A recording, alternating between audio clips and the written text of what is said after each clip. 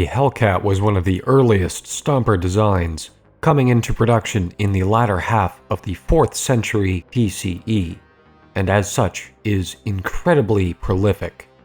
The design has been present in some form or another in every significant conflict of the post-Common Era, including major events such as the First War of the Demiurge and the Sundering, as well as an incalculable multitude of minor planetary-scale conflicts, skirmishes, and war games. Its 2 Chrysetine-rated reactor is both powerful enough and efficient enough to operate for more than 20 years without the need of refueling, making it far more efficient than the fusion engines of the Common Era. This reactor provides enough energy to drive the Stomper up to 70 km per hour in an ideal 1G environment. While the Stomper's bipedal plantigrade legs are not necessarily the most ideal for speed, they are exceptionally stable, especially with its very large feet and claw-like toes. It should be noted that while the Hellcat has exceptional articulation in its limbs, its arms end in gun barrels and do not feature hands nor grasping clamps of any type, limiting its ability to manipulate objects without pulverizing them. For when the Hellcat must pick up objects, it has a rudimentary tractor beam nestled into its torso.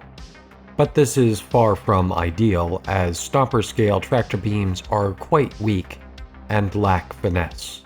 For protection, the Hellcat is equipped with osmiridium plating and a standard shield generator. The osmiridium plating itself is quite sturdy, but inefficient in stopping most modern weaponry, intended primarily to protect from environmental hazards and shrapnel.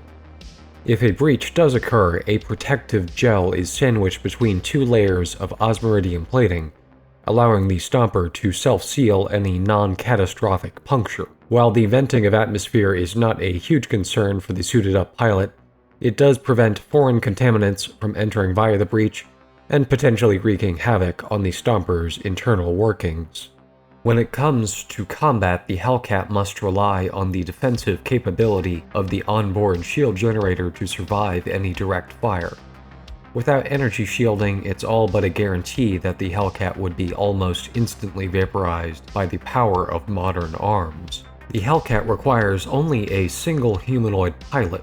The cockpit is quite spacious, allowing the pilot to stand and walk around in a more than 12-meter long and 4-meter wide area. The standard Hellcat even comes equipped with a second seat for a passenger or co-pilot, as well as a small double bunk near the entrance hatch to allow the crew to sleep on long missions where disembarking is either impractical or impossible. A small printer is installed to allow the pilot to print food items, as well as small munitions, provided they have the raw material to do so. This cockpit area is heavily armored. What appear to be glass windows on the exterior are in fact merely a thin coating of photosensitive material that transmit light data to the pilot's terminal, ranging from the deep infrared to the ultraviolet, converting that information into a format best appreciated by the organic pilot, regardless of that pilot's species. It should be noted that while the intricacies of the Stomper's operation are not beyond the reach of an artificial intelligence's capabilities, the Stomper's programming has been hard-coded to be all but impossible to use by anything other than organic life. Even if an AI were to work around this barrier, so much of the Stomper's mechanisms are analog that it would be hardly functional in any meaningful capacity. This is a common feature among Stompers and prevents the mass-scale use of AI-controlled war drones. While this would not be difficult for anyone with a manufacturing-scale printer to overcome, it's more to keep things in line with the philosophies of the post-Common Era, which favor the individual ambitions of organic life over the raw scale or numbers of manufactured warriors. The onboard fire control system is a simple, and while primarily intended for post-humans, is equally well adapted for use by any organic species, allowing the pilot to quickly and efficiently bring all of the Stomper's weapons to bear with almost no training needed. The primary weapon system are the dual plasma cannons situated in the right arm. These cannons use energy from the reactor to excite particles, which are then propelled from the cannon as short alternating streams of hot plasma. These particles are partially drawn from the environment as well as from an onboard supply of matter, which acts as ammunition.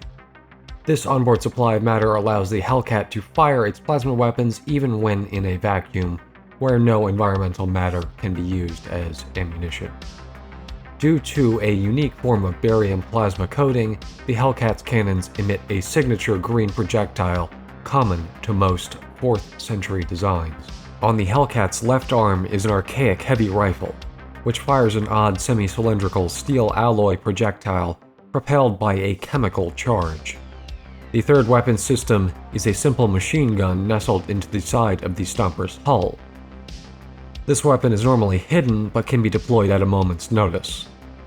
Due to the extremely small caliber of this machine gun, the ammunition can be readily printed from the onboard printer, provided there is available matter to use as raw material, allowing the machine gun to be fired almost indefinitely. The only drawback to this machine gun is that it does very little damage to armored targets and is often absorbed entirely by defensive shield systems. As such, this gun tends to be neglected by all but the most desperate of pilots.